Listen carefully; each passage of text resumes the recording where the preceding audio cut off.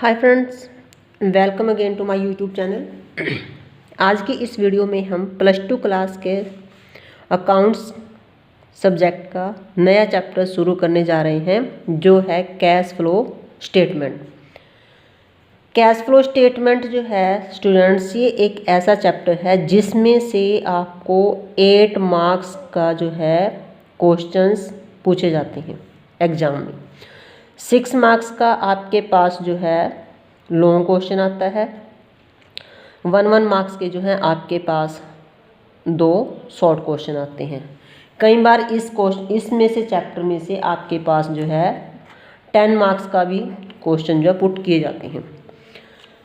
सो आज इस वीडियो में हम बात करेंगे कैश फ्लो स्टेटमेंट।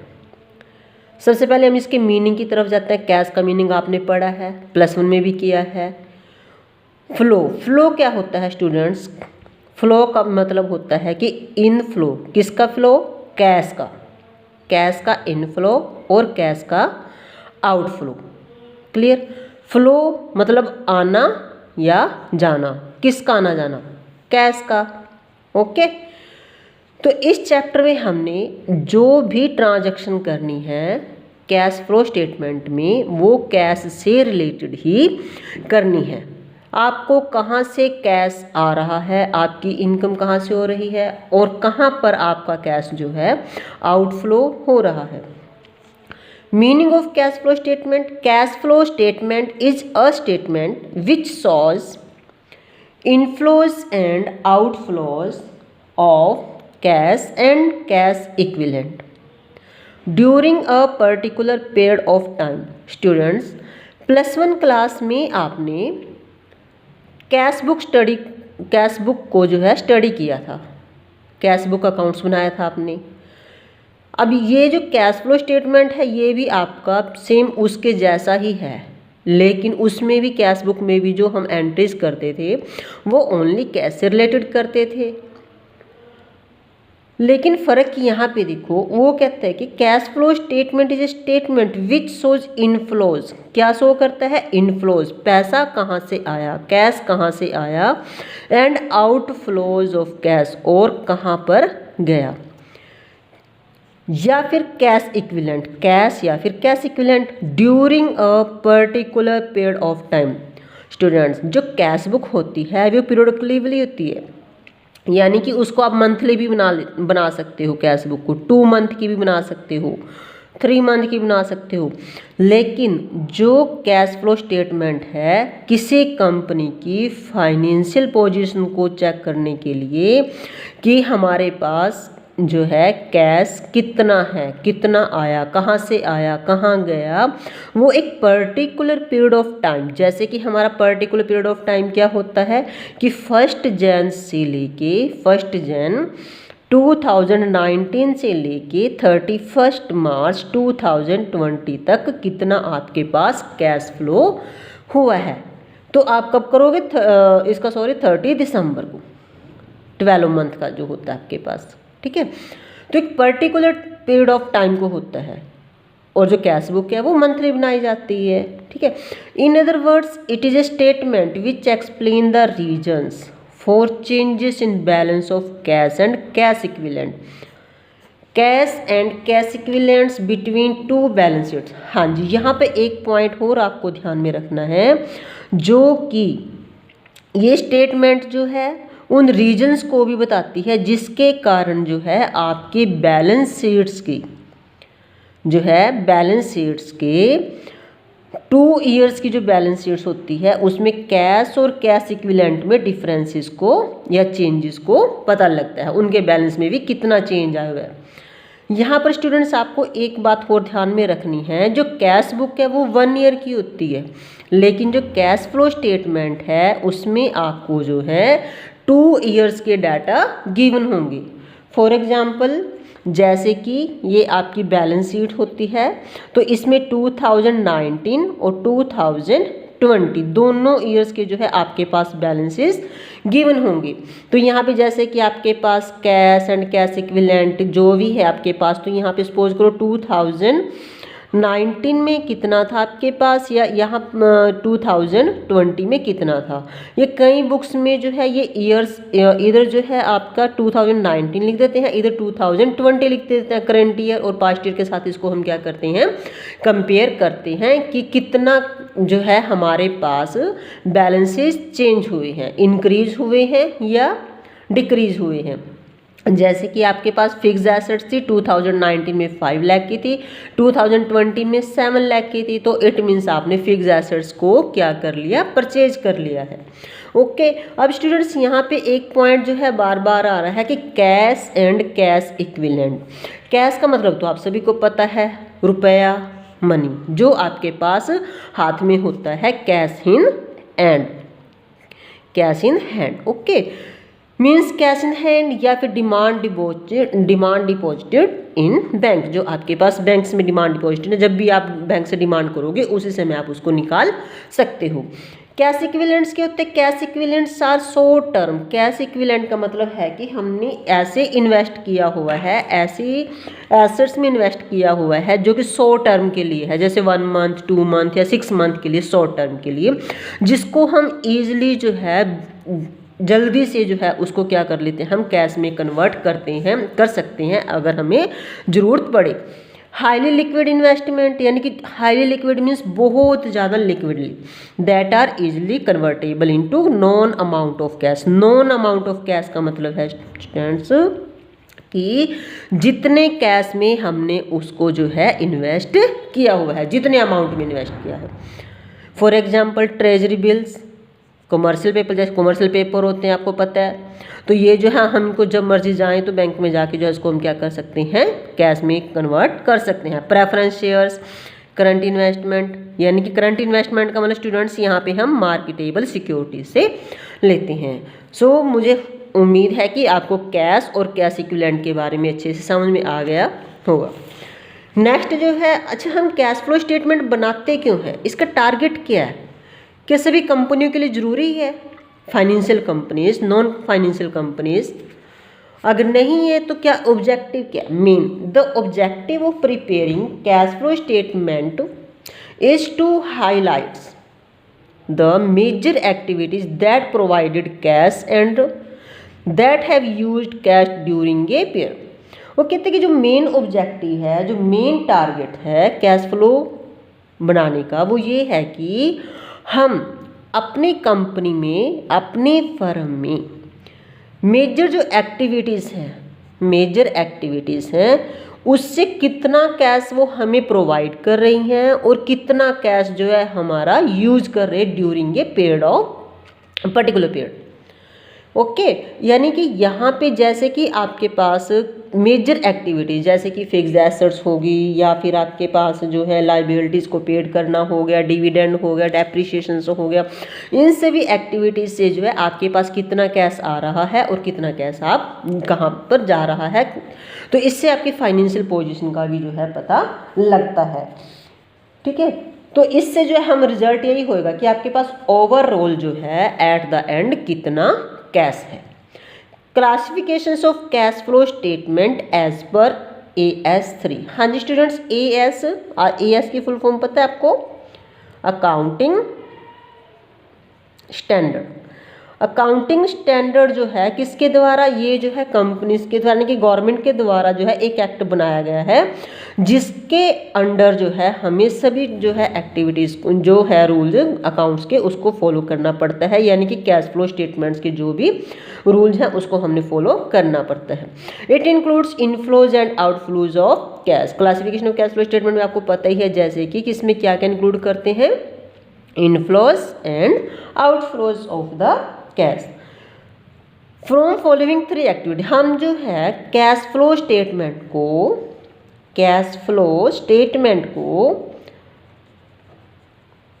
कितनी कैटेगरीज में डिवाइड करते हैं, 3। कितनी कैटेगरीज में, 3 कैटेगरीज में डिवाइड करते हैं, 3 एक्टिविटीज में डिवाइड करते हैं, जिससे हमें जो है, क्योंकि हम जब कैश फ्लो स्टेटमेंट बनाते हैं इसको 3 भागों में अलग अलग करके बनाना पड़ता है, उसके बाद फिर आपका एक फुल फ्लैट क्वेश्चन जो है कैश फ्लो स्टेटमेंट बनेगा। सबसे पहले जो है हमें ऑपरेटिंग एक्टिविटीज़ के बारे में स्टडी करना है। किस किस से आपका कैश फ्लो होएगा? Operating activity. ऑपरेटिंग एक्टिविटी का मतलब क्या है स्टूडेंट्स? देखो, जब भी आपने कोई बिजनेस को चलाना है तो उसके लिए आपको ऑपरेट तो करना पड़ेगा ना। ऑपरेट का मतलब उसको चलाना तो पड़ेगा। अगर आपके पास नॉन फाइनेंशियल बिजनेस है तो उसके लिए आपको क्या करना पड़ेगा? परचेज भी करना पड़ेगा। परचेज के लिए क्या होगा? आपका आउटफ्लो हो गया। परचेज के लिए क्या होगा? आपके पास आउटफ्लो हो गया। और आपने अपना जो मटेरियल बनाया है, मैन्युफैक्चरिंग की है ऑपरेटिंग एक्टिविटीज़ में, उसको सेल भी करना पड़ेगा। अगर आप सेल करोगे तभी तो आपके पास कैश इनफ्लो होएगा। ओके, तो यहाँ पर सेल करेगा, परचेज करेगा, ये बिल्स रिसीवेबल की पेमेंट करे, अमाउंट आएगा वहाँ से बिल्स रिसीवेबल जिसको आपने उधार माल बेचा है, या फिर जिससे आपने उधार माल खरीदा है उसको पेमेंट करनी है।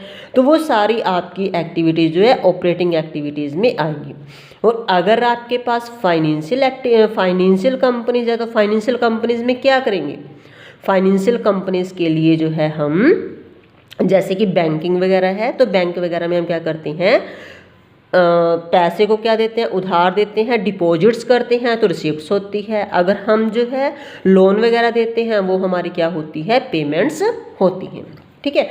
ऐसे इन्वेस्टिंग एक्टिविटीज़ में इनफ्लोज कहाँ से हो रहा है और आउटफ्लोज कहाँ से हो रहा है। ऐसे ही आपकी फाइनेंसिंग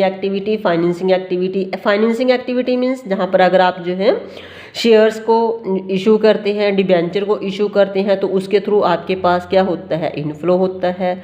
अगर आप जो है कोई ऐसे ही उनकी पेमेंट करते हैं तो वो आपके पास क्या होता है? आउटफ्लो होता है।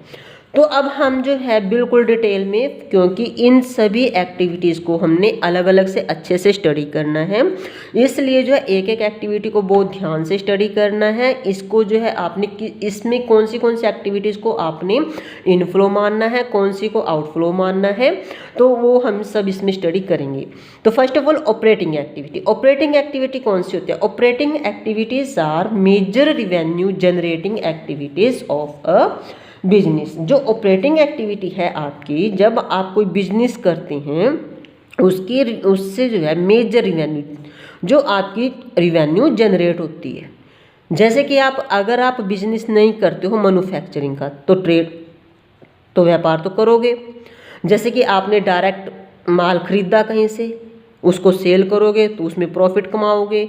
तो जब आप माल खरीदते हो तो वहाँ पे आउटफ्लो होएगा, कैश जाएगा। और जब आप माल बेचते हो तो आपके पास क्या आता है? इनफ्लो आता है। यानी कि अगर आप ऑपरेटिंग एक्टिविटी मैन्युफैक्चर्स करते हो, आप जैसे कि आप कंप्यूटर्स का मैन्युफैक्चर्स करते हो, तो मैन्युफैक्चरिंग करने के लिए आपको काम तो करना पड़ेगा ना, उसको ऑपरेट तो करना पड़ेगा ना। उसको लिए आपको रॉ मटेरियल परचेज करना पड़ेगा और फिर उसको परचेज करोगे तो आपका आउटफ्लो होएगा कैश। जब आप उसको सेल करोगे तो आपके पास क्या आएगी? कैश आएगा। Okay. It includes those activities which are performed to operate a business. यानी कि वो एक्टिविटीज़ को इंक्लूड किया जाता है जो कि एक बिजनेस को चलाने के लिए हम करते हैं। Which are direct related to main activity. तो जो एक्टिविटीज़ जो है आपकी डायरेक्ट किससे रिलेट होती हैं? मेन एक्टिविटीज़ से रिलेट होती हैं। For example TV manufacturing company, manufacturing TV, एक टीवी मैन्युफैक्चरिंग कंपनी है जो कि टीवीज़ को मैन्युफैक्चर करती है। For them their main revenue, अब यहाँ पे उनका जो मेन रिवेन्यू कहाँ से जनरेट होएगा? जो मेन जनरेटिंग एक्टिविटी होएगी विल बी मैन्युफैक्चरिंग टीवी। पहले हम क्या करेंगे? टीवी को मैन्युफैक्चर करेंगे, उसको बनाएंगे अच्छी क्वालिटी का, फिर उसको क्या करेंगे? सेलिंग देम, और फिर उसको बाद में हम क्या कर देंगे? सेल कर देंगे। सेल करने से हमारे पास क्या आएगा? कैश इन होएगा, इनफ्लो होएगा। और परचेज करने से हमें उसको बनाने के लिए, मैन्युफैक्चर्स करने के लिए हमें जो रॉ मटेरियल परचेज करना है उसके लिए हमें जो है क्या करना? परचेज करेंगे तो वो क्या होएगा? हमारा आउटफ्लो होएगा। ओके स्टूडेंट्स, हाँ जी, क्लियर हो रहे हैं आपको पॉइंट्स? ओके। यदि आपको कोई डाउट्स है तो प्लीज़ आप कमेंट सेक्शन में आके पूछ सकते हो, कमेंट करके पूछ सकते हो। चलो अब cash flow from operating activity. अब cash flow from operating activity में फ्लो कहाँ कहाँ से होता है आपके पास? Flow means inflow. Operating activity में इनफ्लो कैसे होएगा और आउटफ्लो कैसे होएगा? जैसे कि मैंने अभी बताया आपको, जो कैश इनफ्लो, अब इसको हम 2 टाइप से कर सकते हैं। एक तो आप, यदि आप बिजनेस नॉन फाइनेंशियल कंपनीज का बिजनेस है, यानी कि जिसको आप नॉर्मल भी बोल देते हो, नॉर्मल बिजनेस, फाइनेंशियल नहीं है, ठीक है, तो उस केस में आपका इनफ्लोज कहाँ से आएगा और आउटफ्लोज आपका कैसे जाएगा? यदि आप कैश सेल करते हो, कैश सेल यानी कि जो भी प्रोडक्शन आपने बनाया है, जो भी आपने मैन्युफैक्चर किया, जैसे मैंने भी आपको एग्जांपल दिया टीवी का, कंप्यूटर्स का भी कर सकते हो। सपोज करो ये पेन ही है, इस पेन का भी आप मैन्युफैक्चर्स करते हो, तो जब आप इसको सेल करोगे, मैन्युफैक्चर्स करके, इसको तैयार करके, बना के कंप्लीटली जब आप इसको सेल करोगे, तो आपके पास क्या होएगा? कैश रिसीव्ड होएगा, रिसिप्ट्स होएगा, ठीक है, आपके पास इनफ्लो हो जाएगा, कैश रिसीव्ड फ्रॉम। और ऐसे ही आउटफ्लो में क्या होएगा? जब इस पेन को मैन्युफैक्चर्स करने के लिए आपको रॉ मटेरियल की ज़रूरत तो पड़ेगी ना।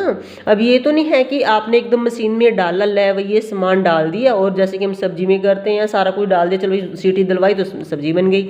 लेकिन पेन में तो ऐसे नहीं होगा, इसका हर एक जो पार्ट है हमें अलग अलग से मैन्युफैक्चर करना पड़ेगा। जैसे कि इसकी कैप को अलग से मैन्युफैक्चर करना पड़ेगा, इसका रिफिल अलग से मैन्युफैक्चर करना पड़ेगा। तो जब हम इन सब के लिए रॉ मटेरियल परचेज करेंगे तो हमारे पास क्या होएगा? Cash outflow. ओके, यहाँ पे हम जब रॉ मटेरियल परचेज करेंगे तो हमारा कैश जाएगा। Second point, cash received from trade receivable. Trade receivable students ये बार बार आता है, आपको पता है, ये डेटर्स होते हैं। आप अपने माल को कैश तो नगद बेचते ही हो, उसके साथ साथ आपको कुछ माल अपना जो है, प्रोडक्ट को जो है उधार भी बेचना पड़ता है। जब उधार माल आप बेचते हो तो उसके बदले में कभी ना कभी तो हमें उसका कैश रिसीव्ड होता है, तो उस केस में भी आपको क्या मिल जाएगा? Cash received. यदि आपको कोई रॉयल्टी मिल रही है, यानी कि आपने कोई काम किया हो वह कंपनी का कोई वैसा, ठीक है, तो उसकी आपको रॉयल्टी मिलती है, या आपको कोई कमीशन मिलता है, तो ये भी आपकी कैश इनफ्लो होएगा। और ऐसे ही आपके पास payment to trade payables. Trade payables क्या होते हैं? क्रेडिटर्स। अरे भाई, अगर हम उधार माल बेच सकते हैं तो खरीदने भी तो सकते हैं, हमारे पास ये जरूर तो नहीं कि हर समय हमारे पास कैश अवेलेबल होगा। तो इसके लिए क्या, हम जो है जब उधार माल खरीदेंगे तो हमारा ये आउटफ्लो हो जाएगा। ऐसे पेमेंट ऑफ ऑपरेटिंग एक्सपेंसेस, अपने बिजनेस को ऑपरेट करने के लिए आप जो भी खर्चे करते हो तो वो भी आपका आउटफ्लो हो जाएगा। Income tax refund. कई बार स्टूडेंट्स क्या होता है कि हमने जो है गवर्नमेंट को जो है टैक्स बहुत ज़्यादा पे कर दिया, तो उसके बाद जितना हमारा टैक्स बनता है वो टैक्स बाद में हमें रिफ़ंड हो जाता है। जब वो टैक्स रिफ़ंड होएगा तो वो हमारा क्या बन जाएगा? कैश इनफ्लो बन जाएगा ऑपरेटिंग में। और उसके बाद यदि आपको इनकम टैक्स पेड करना, कई बार ऐसा होता है कि हमने इनकम टैक्स पे तो किया लेकिन कम किया, तो उसकी कैलकुलेशन हम एनुअली करते हैं, आपको पता ही है। तो उसके बाद जितना बैलेंस आपका बचेगा तो उसका इनकम टैक्स आप पेड करोगे तो वो हमारा आउटफ्लो होगा। ये तो थी आपके पास नॉन फाइनेंशियल कंपनी। अब है फाइनेंशियल कंपनीज। फाइनेंशियल कंपनीज का मतलब है कि जो कि फाइनेंस का काम करती हैं। अब फाइनेंस का काम करना, फाइनेंस का काम करने के लिए भी अब ये तो नहीं है कि आपके पास फाइनेंस हर समय अवेलेबल रहेगा। तो इसके लिए क्या जरूरी है कि आपके पास कैश तो है, receipt of interest and dividends. यानी कि अगर आपके पास, सपोज करो मैं सोचती हूँ कि मेरे पास 5 लाख रुपीज़ है, ठीक है, तो 5 लाख रुपीज़ को मैं कैसे करूँगी? 5 लाख रुपीज़ मेरे पास है, मैं सोचती हूँ मेरे को घर में नहीं है, या फाइनेंशियल कंपनीज है, चलो फाइनेंस कंपनी खोल ली मैंने, इसमें से क्या किया, 1 लाख रुपीज़ रख के 4 लाख जो है मैंने सेकंड पर्सन को क्या कर दिया, उसको फाइनेंस कर दिया, उसको दे दिया। अब इसको जो है मैं फ्री में थोड़ी दूंगी, इसके ऊपर कुछ ना कुछ तो मेरे को इंटरेस्ट मिलेगा, इंटरेस्ट या डिविडेंड जो भी मिलेगा, तो जो इंटरेस्ट प्लस ये मेरा अमाउंट तो मुझे मिलेगा ही। तो जो इंटरेस्ट है ये क्या हो जाएगा हमारे पास? Cash in flow. Okay, interest या डिविडेंड। पेमेंट ऑफ इंटरेस्ट, अब जब हमने फाइनेंस करना है तो ऐसे भी तो हो सकता है कि हमारे पास, हमारी कंपनी चल पाई तो एक समय ऐसा कि हमारे पास कैश अवेलेबल ना हो, तो हम क्या करते हैं, दूसरी फाइनेंशियल कंपनी से जो है कैश लेकर और थर्ड पार्टी को पे कर सकते हैं। तो इसके बदले में हमने भी जो है क्या करना है, उसको पेमेंट कर देनी है, ठीक है। तो जैसे कि हम यहाँ पे सपोज करो एक एग्जांपल ले लेते हैं बैंक का। अब बैंक जो है क्या करता है, जब हम बैंक में अपने डिपॉजिट्स देते हैं, हमारे पास जो हमारा कैश होता है बैंक में डिपॉजिट करते हैं, तो इसके बदले में बैंक हमें क्या देगा, इंटरेस्ट देता है। बैंक जो फाइनेंशियल कंपनी होगी ना आपकी एक, तो इसके बदले में बैंक हमें क्या देगा, इंटरेस्ट देगा। लेकिन बैंक के लिए तो क्या हो गया, ये खर्चा हो गया ना, आउटफ्लो हो गया बैंक के लिए तो। लेकिन जब बैंक से हम पैसा उधार लेते हैं, हम उधार लेते हैं यानी कि लोन ले लिया या कुछ पैसा वैसे उधार ले लिया, तो इसके बदले में हम बैंक को क्या देंगे, इंटरेस्ट देंगे। ठीक है, तो ये क्या हो जाएगी बैंक के लिए इनफ्लो। क्लियर, ये फाइनेंशियल कंपनी का हो जाएगा। तो proceeds from sale of securities, यानी कि जैसे कि अगर हम कोई सिक्योरिटीज़ है हमारे पास, फाइनेंशियल इंस्टीट्यूट के पास, वो अपनी सिक्योरिटीज़ को सेल करता है, तो उसके बदले में जो कैश आएगा वो आपके पास क्या आ जाएगा, इनफ्लो होगा। अगर पेमेंट ऑफ परचेज करते हो, यानी कि यहाँ पे प्रोसेस सेल ऑफ सिक्योरिटीज़ का मतलब क्या है स्टूडेंट्स, यहाँ पे है जैसे आपकी शेयर मार्केट चलती है, शेयर मार्केट में क्या होता है, जब अगर हम क्या करते हैं, जैसे कि किसी कंपनी के शेयर खरीद लिए, हमें जो है वो सस्ते मिल गए, और अपने शेयर्स को नेक्स्ट को बेच देना, वो हमें जो है महंगे उसमें बेच गए, तो इसमें क्या हो जाएगा, तो हम जो है ऐसी सेल ऑफ सिक्योरिटीज, एक शेयर खरीदा दूसरे को बेच दिया, तो जब हम खरीदते हैं तो हमें पेमेंट करनी पड़ेगी, और जब हम उसको सेल करेंगे तो हमारे पास इनफ्लो होगा और पेमेंट पे आउटफ्लो होगा। ओके स्टूडेंट्स, अब जैसे कि आपके पास कैश फ्लो फ्रॉम ऑपरेटिंग के सम एग्जाम्पल्स और भी होते हैं, जैसे कि इसके साथ साथ आप कैश पेमेंट टू सप्लायर्स हो गया, या फिर अगर आप इसमें cash payment on the behalf of employ, अगर आप अपने एम्प्लॉयज़ के बिहाफ ऑफ एम्प्लॉय पे कोई पेमेंट करते हो, तो वो आपके पास क्या हो जाएगी, कैश आउटफ्लो हो जाएगा। ठीक है, तो ऐसे ही आपके पास अगर आपको कोई एक्स्ट्रा कहीं से पैसे मिल जाते हैं, या जिसको आप बोल देते हैं कि हमारा ध्यान नहीं रहा, ठीक है, तो वो आपका इनफ्लो हो जाएगा। सो स्टूडेंट्स, आज की इस वीडियो में मैंने आपको cash flow from operating activities के इनफ्लोज और आउटफ्लोज के बारे में स्टडी किया। नेक्स्ट वीडियो में मैं आपको इसका यानी कि cash flow from operating activity का फॉर्मेट सिखाऊंगी, और कुछ आपको जो है मैं सम करना सिखाऊंगी, क्योंकि हम जो है इस चैप्टर को बहुत ध्यान से पढ़ना है, क्योंकि इसमें से सीबीएसई बोर्ड में 8 मार्क्स का क्वेश्चन आता है और पंजाब बोर्ड में 4 या 5 6 मार्क्स का क्वेश्चन आता है। तो इसमें से जो है आपको थ्योरी भी साथ के साथ करनी है, और आपने जो है प्रैक्टिकल्स प्रॉब्लम भी जो है साथ के साथ करनी है, ताकि आपको इस चैप्टर में को आप पूरा फ़ायदा उठा सकें। So students, please like share and subscribe my channel. Thank you.